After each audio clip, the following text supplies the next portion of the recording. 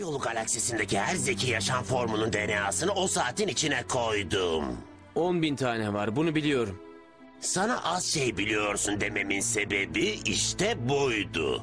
Omnitrix'in içinde tam 1 milyondan fazla örnek var. Herkese selamlar.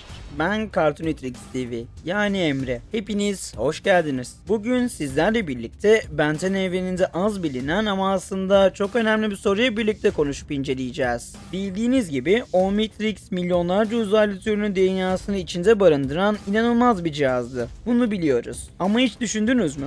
Neden bu saatin içinde insan veya hayvanların DNA'sı yoktu? Bir izleyicimiz bu soruyu yorumlarda sormuş ve ben de düşündüm. Gerçekten de neden? Onun için bu konuya bu videoda bir açıklık getirmek istedim. Ancak videomuza geçmeden önce like atmayı, kanalımıza abone olmayı ve bildirimler butonuna basmayı unutmayalım. Ayrıca bana ve kanalıma destek olmak adına videolarımıza hype puanı gönderebilirsiniz. Evet, eğer hazırsanız hemen videomuza geçelim.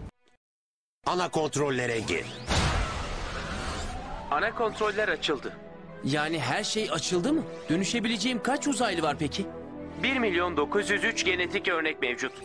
Şimdi öncelikle temel bir noktayı hatırlayalım. Omnitrix'i Azimuth yapmıştı. Bu adam galaksinin en zeki canlısıydı. Cihazı yaratma amacı aslında evrendeki tüm canlı türlerinin DNA'sını toplayarak farklı türler arasında empati kurmak, anlayış geliştirmek ve barışı sağlamaktı. Yani aslında bu saat bir savaş aracı değildi, bir anlayış aracıydı. Alien Force serisine geldiğimizde Azimuth'un bizzat söylediği gibi Omnitrix'in içinde 1 milyondan fazla uzaylı türünün DNA örneği vardı. Yani kısaca söylemek gerekirse cihaz zaten evrendeki her yerde bulunan canlılara dair bir arşive sahipti. Peki bu kadar kapsamlı bir cihazda neden insan DNA'sı yoktu? Ya da daha doğru bir soru sormak gerekirse insan DNA'sının eklenmesine gerek var mıydı? İşte bu noktada bence çok net bir açıklama var. Cihaz zaten bir insan tarafından kullanılmak üzere tasarlanmıştı. Yani Azimuth bu saati tasarlarken onu Max Dennison'a göndermek istiyordu. Max'in genetik yapısı zaten belliydi. Hatta Ben'in saati takabilmesinin sebebi de büyük babasıyla DNA'sının çok benzer olmasıydı. Omnitrix senin için tasarlanmamıştı. Büyük baban için tasarlanmıştı. Milky Way galaksisinin en iyi tesisatçısı için. Ama onu ben buldum. Kazayla. Ne yazık ki DNA imzan Max'inkine çok yakındı. Bu yüzden de sana uyum sağ. Yani cihaz zaten bir insana göre yapılandırılmıştı. Bu da demek oluyor ki ekstradan insan DNA'sını eklemeye gerek yoktu çünkü zaten taşıyıcı bir insan olacaktı. Daha net konuşmak gerekirse Omnitrix'in içinde insan DNA'sı yoktu. Çünkü insan zaten cihazın kullanıcısı olacaktı. Bir insanın tekrardan insana dönüşmesine gerek var mıydı? Zaten yoktu. Peki şöyle bir düşündüğümüz zaman Omnitrix'in içinde dünya ya da diğer gezegenlerde yaşayan hayvanların DNA örnekleri niye yoktu? Burada da çok mantıklı bir sebep var aslında. Hayvanlar akıllı türler değillerdir. Yani galaksiler arası etkileşim kurabilecek gelişmiş uygarlıklara sahip türler değiller. Omnitrix'in amacı ise akıllı ve sosyal türlerin DNA'sını toplamak, bu sayede kullanıcı farklı türlere dönüşüp onların deneyimini bizzat yaşayabiliyordu. Düşündüğümüz zaman zaten bunu Nemetrix örneğinde görmüştük. Bildiğiniz gibi Nemetrix daha ilkel ve vahşi türlerin DNA'sını içeriyordu. Bu cihazı kullananlar mesela Phil veya Kyber gibi karakterler kontrollerini kaybetmişlerdi. Çünkü bu yaratıklar düşünmeden saldıran akılsız varlıklardı.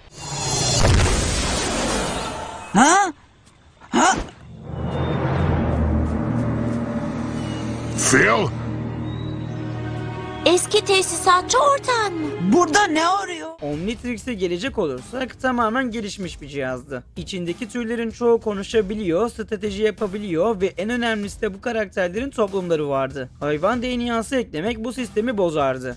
Dönüştüğün anda bilinçsiz bir yaratığa dönüşmek ciddi risk demektir. Azimuth gibi bir dahi bunu elbette istemezdi. Düşündüğümüz zaman Azimuth'un bu cihazı tasarlarken ne kadar ince düşündüğünü birçok bölümde görmüştük. Cihazın kullanıcıyı koruma sistemleri vardı. Yanlışlıkla ölmeyi engelliyor, DNA'ları kararlı şekilde kopyalıyordu. Yani bu cihazda her şey akıllı türlerin üzerine kuruluydu. İnsan zaten sistemin bir parçasıydı. Hayvanlarsa sistemin dışında bırakılmış çünkü işlevsel olarak cihazın amacına hizmet etmiyorlardı. Bir de şunu unutma gerekiyor. Eğer hayvan DNA'sı eklenseydi Ben 10'ın hayvana dönüşüp kontrolünü kaybetmesi gibi sahneler sık sık yaşanırdı. O yüzden senaryo mantığı açısından bu tercih çok doğruydu. Aslında tüm bir konuyu toparlayacak olursak Omnitrix'te insan DNA'sı yoktu çünkü zaten cihaz insana göre tasarlanmıştı. Evet, düşündüğümüz zaman serinin ilerleyen dönemlerinde Omnitrix'i farklı canlılar da kullanabiliyordu ancak temel olarak bu cihaz bir insan için tasarlanmıştı.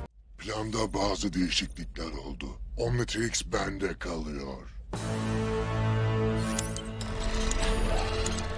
Hayvan DNA'sı yoktu çünkü cihaz akıllı türlere odaklıydı. Ayrıca kontrol kaybı gibi riskleri de az but önceden hesaplamıştı. Bu teori bence Benten evreniyle son derece uyumluydu. Peki siz bu konuda ne düşünüyorsunuz? Düşüncelerinizi yorum kısmında belirtmeyi unutmayın. Sizce Omnitrix'in içinde insan ya da hayvan DNA'sı olmalı mıydı? Ya da başka hangi türler eksikti? Bunları yorum kısmında tartışabiliriz. Evet dostlarım, bugün sizlerle birlikte Benten serisinde görmüş olduğumuz gelişmiş Omnitrix'in içinde neden insan ve hayvan DNA'sı yoktu? Tüm bunları konuştuk ve umarım videomuzdan keyif almışsınızdır. Her zaman olduğu gibi bu tarz videoların devamı için videomuza like atmayı, kanalımıza abone olmayı ve bildirimler butonuna basmayı unutmayalım. Ayrıca bana ve kanalıma destek olmak adına videolarımıza hype puanı gönderebilirsiniz. O zaman bir başka videoda görüşmek üzere. Kendinize çok iyi bakın.